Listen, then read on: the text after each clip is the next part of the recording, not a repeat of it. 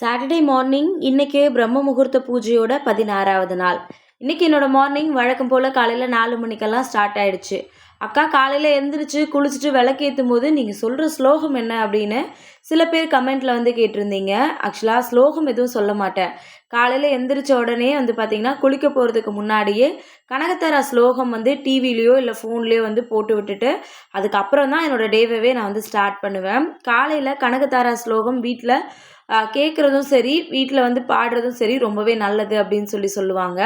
அதனால் வந்து பார்த்திங்கன்னா என்னோடய வீட்டில் காலையில் எந்திரிச்ச உடனே கனகத்தாரா ஸ்லோகம் போட்டு விட்டுட்டு தான் பிரம்ம முகூர்த்த பூஜையே வந்து பண்ணுவேன். யூடியூப்பில் கனகத்தாரா ஸ்லோகம்னு சர்ச் பண்ணிங்கன்னா அதுவே வந்து வரும். இன்றைக்கே பிரம்ம முகூர்த்த பூஜையை நான் ரொம்ப நல்லபடியாக வந்து பண்ணி முடிச்சிட்டேன்.